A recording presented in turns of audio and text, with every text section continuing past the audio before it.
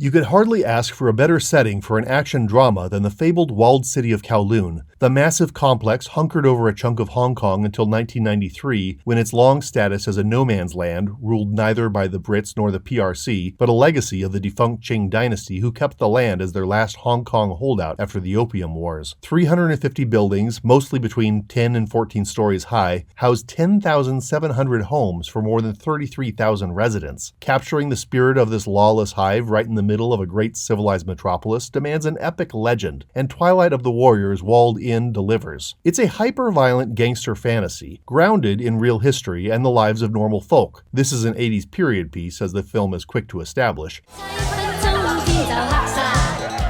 and harkens back to the desperate Hong Kong that I heard about as a kid, a destination of boat people desperate for a life away from the war-ravaged Southeast Asia. Chan Luk Kwan is a refugee. On arriving in Hong Kong, Luk falls afoul of a triad boss and ducks for cover inside the walled city, where he takes shelter under the wings of its de facto leader, an honorable, fearsome crime lord called Cyclone, played by a foxy, unrealistically aged Louis Koo. Sammo Hung plays the triad boss, Mr. Big, as a fearsome and grotesque beast, a role which might be surprising to casual fans who know Hung primarily as a jovial action star or as one of Hong Kong's most venerable fight choreographers. This is hardly Sammo Hung's first rodeo as a big bad, even in recent years, and while at age 72 he remains sedentary for nearly the whole first 2 hours, we're finally rewarded when Sammo rises from his chair and kicks butt. One fan online remarked that the only way to improve this movie would have been to cast the other two crime lords with Jackie Chan and Yuan Biao, Hung's frequent collaborators back in the 80s, a passing of the torch from the golden years of Golden Harvest to a new generation. I myself would have found that a bit distracting, but the movie definitely has passing the torch on its mind. The refugee Luk quickly forms a diverse little brotherhood inside the walled city, Cyclone's clean-cut lieutenant, a violent gangster, and a masked medic, mirroring the older generation's brotherhood, a triad boss, a real estate tycoon, and a community vigilante. The new generation are up against Mr. Big's cackling attack dog, King. The older generation had to face off with a ruthless killer of their own, played as a shadowy cameo by Aaron Kwok. You kinda have to accept that all these good-looking people just populate the underworld.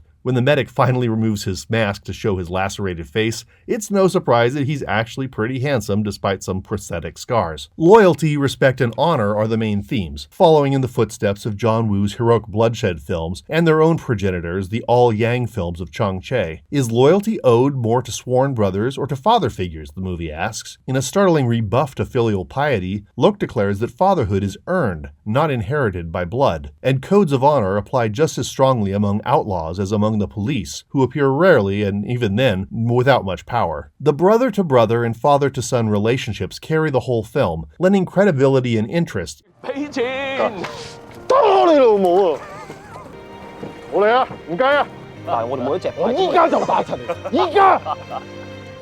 Even when the action defies logic, which it frequently does, I found myself caring for these characters. And while it would be easy to compare this to modern classics like The Raid or Ong Bak, in themes and quality of acting, Walled In reminds me more of Scorsese's Gangs of New York. It's not everybody's cup of tea, of course, but it's a similar exploration of loyalty and revenge in an intricate, loosely historical fantasy underground. It's a funny feeling being took under the wing of a dragon. It's warmer than you think. The walled city provides plenty of narrow passages and sketchy courtyards for fights and intrigue, with only a slim glimmer of hope offered in the form of a kite or a passing airplane. Yet the characters can, and occasionally do, step outside to conduct business. We get yanked back into the normal world, reminding us that Dorothy could indeed go back to Kansas whenever she pleased, really. But the shots outside in regular Hong Kong are prisons of their own, alleyways between shipping containers, threatening markets, offices behind grates. One of the few civilized settings, a high-end restaurant frequented by the tycoon who owns most of the walled city, is itself a topsy-turvy world. Twilight of the Warriors sits proudly at the crossroads of three Hong Kong action genres. The poster promises heroic bloodshed with its balletic gun fu,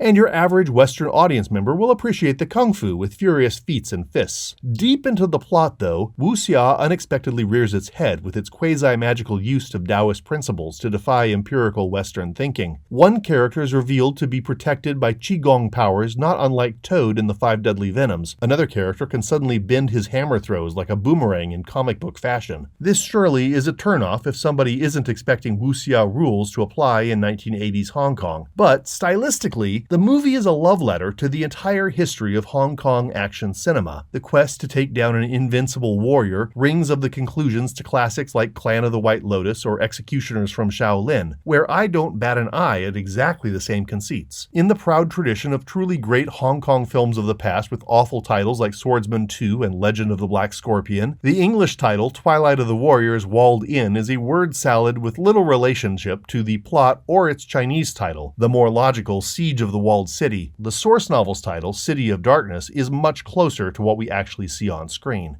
The credits roll, after a grueling series of action set pieces, over a gentle collage of everyday life in the long-gone neighborhood. The Walled City's last actual on-screen appearance may have been in Jackie Chan's Crime Story, where clips of its actual demolition were shown in the film's epilogue. Bits of the closing credits montage were shown earlier as Locke began to comprehend the humanity bottled up inside his new home, full of authentic posters, TV shows, music, and quotidian life from the 80s. It's a rare action film in which I want to stay for the whole credits. It's a beautiful ode to a lost culture. As dangerous and lawless as the Walled City may have been, the movie closes by getting misty-eyed over what China can look like when it's stripped down to just its people. Warm, sweet, communal. All the people of the Walled City really want is the simple pleasure of a little pork and rice and a place to call home.